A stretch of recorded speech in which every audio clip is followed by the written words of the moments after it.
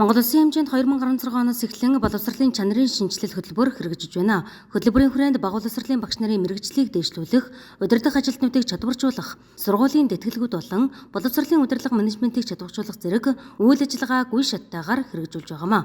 2019-оос 2020 оны хичээлийн жилд сургалтын менежерүүдийг чадваржуулах тэтгэлэгт хөтөлбөр зарлагдаж, Дорнод аймгийн боловсролын зөвлөх зэрэгтэй менежерүүд хамтран хамтын хөгжил манлайл сэдв төслөөчин амжилттай хэрэгжүүлж байна.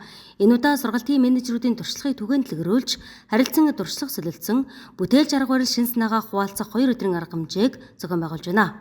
За энэ удаагийн сургалтаар Дорнод аймгийн ерөнхий боловсролын 26 сургуулийн 26 менежер, баг боловсрол болон дунд ангийн менежерүүд оролцож байгаа.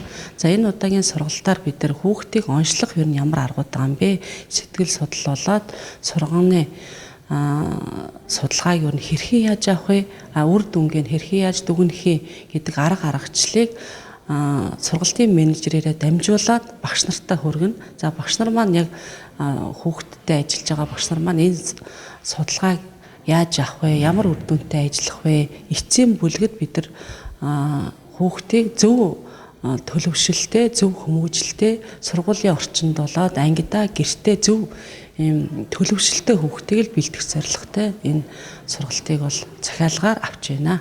Үнэлэхгүй гэдэг дээр мэдэхгүй байгаа хгүй. Тэгэхээр бид нар хандлагыг ажиглалтаар судалгаагаар илрүүлж болох байхгүй. Тухайн хүүхдийн сургуульд хандах хандлага, багштай хандлага, тий өөрийнхөө сурах хүүхдийн сурах сэдлийг тодорхойлох гэдэг юм. Ингээд хандлагыг илрүүлдэг маш олон судалгаанууд байдаг. Тэгэхээр энэ судалгаануудыг хийснээр одоо тухайн хүүхдийн ийм хандлагыг илрүүлээд цаашдаа ингэж ажиллаж болох юм а гэдгийг тодорхойлж байна.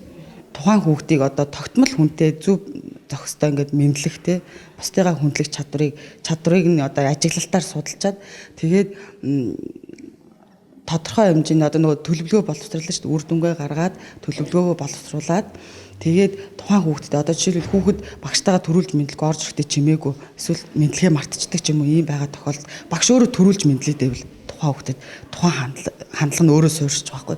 Багш төрүүлээд мэдээд болохоор зарим хүүхдүүд санаа зовно тий.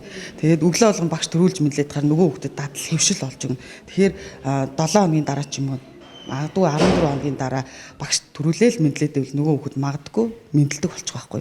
Энийг л ингэж нөгөө төлөвлөгөөтэйгээр ингэж төлөвшүүлэх талаар сургалт явуулсан.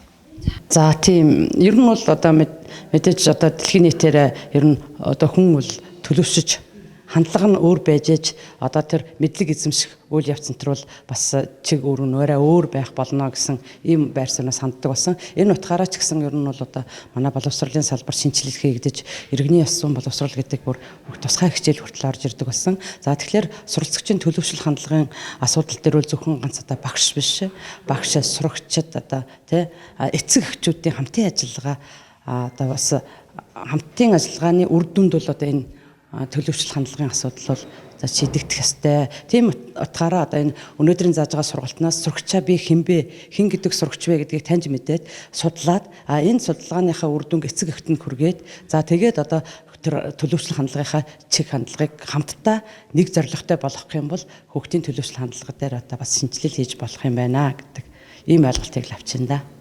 Өнөөдрийн сургалтаар бага насны хүүхдийн хандлага төлөвшлийг тодорхойлж, хүүхэд тус бүрийн сэтгэл зүйн онцлог тохирсон хүмүүжүүлэх аргыг багш, эцэг эх хамтран хэрэгжүүлэх аргачлалыг сурч байгаагаараа ач холбогдолтойг онцоллоо.